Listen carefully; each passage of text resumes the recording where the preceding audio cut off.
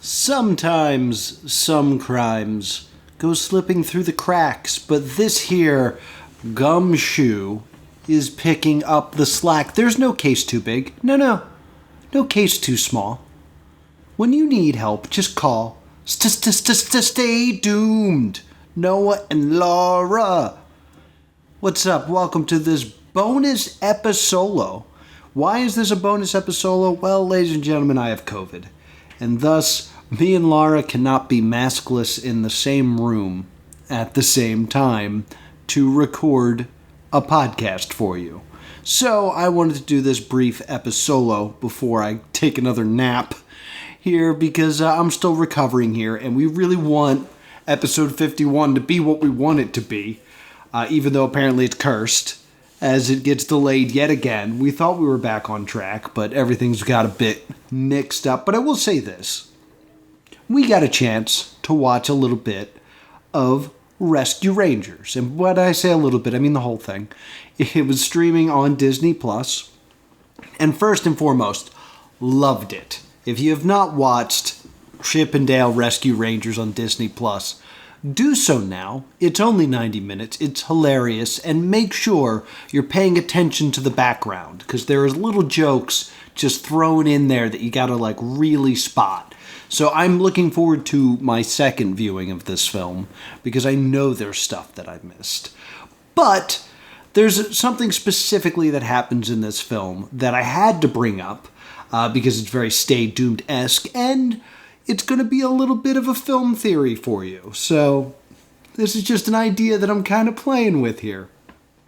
But one of the major plot points of Chip and Dale Rescue Rangers is back when they were making the show, Dale was feeling like he was a bit of a second banana to Chip, and he ends up doing a solo project called Double O Dale. Basically, a spin-off of Rescue Rangers where he would play a James Bond-esque character.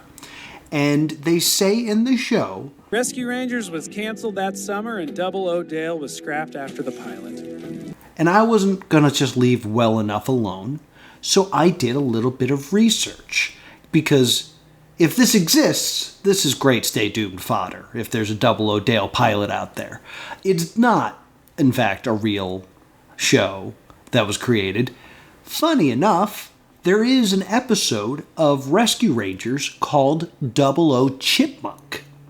So there's actually an episode in Rescue Rangers where Dale ends up being a James Bond type.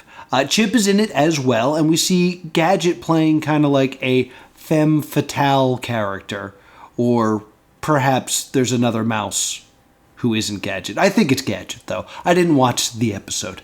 But it's interesting that they decided to take a concept that they actually do in the show and make it a plot point in the movie. However, for those of you who are Stay Doomed veterans, you might remember back in the day we used to do something called Backdoor Pilot Month, where instead of looking at a canceled show or a pilot that didn't air, we looked at backdoor pilots. These are episodes that aired as part of other shows in an attempt to kind of get a spin-off off the ground.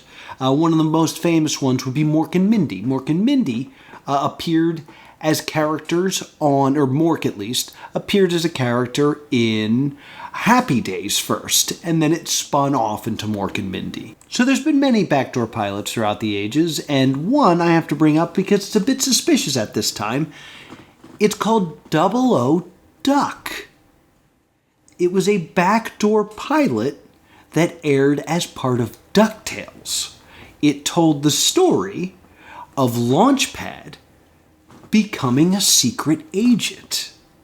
So in this scenario that they're kind of showing in this film, in reality, this comes from DuckTales, because a second banana for sure would be Launchpad McQuack in the DuckTales universe. He was going to go off and be a secret agent. Now, it doesn't work out. They actually do not make a Double O Duck show. But I want to bring up this small theory. If DuckTales were to lose Launchpad McQuack, you could still do DuckTales. Like, the main characters of DuckTales are Huey, Dewey, and Louie and Scrooge McDuck. And then you got various other characters like Daisy and Gizmo Duck and the Beagle Boys. It would be a loss for DuckTales for sure to lose Launchpad McQuack, but it wouldn't end the show the way losing Dale would really cost the Rescue Rangers. But I would like to point your attention to the end of Rescue Rangers, where we hear booing and hissing from Darkwing Duck.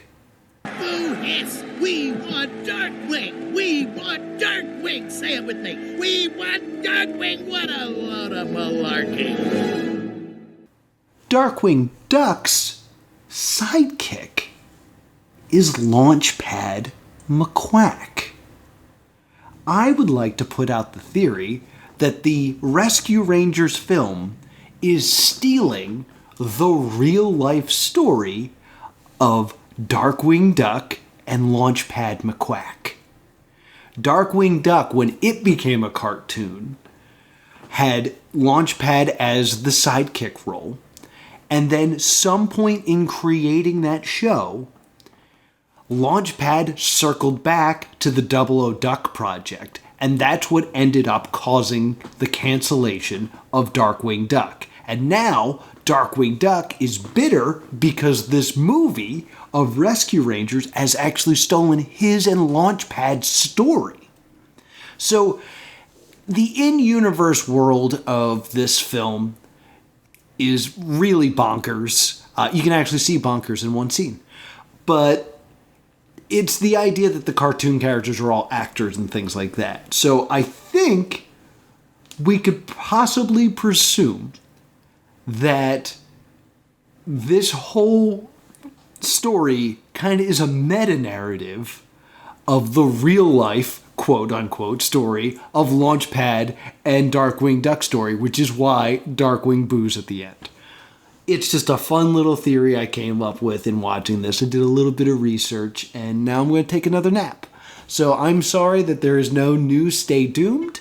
I hope you enjoyed the Rescue Rangers film. I know that I did. And we will be back next week with part 2 of One Way Out and episode 150. Thank you so much for listening and being patient with me. And as always, stay doomed.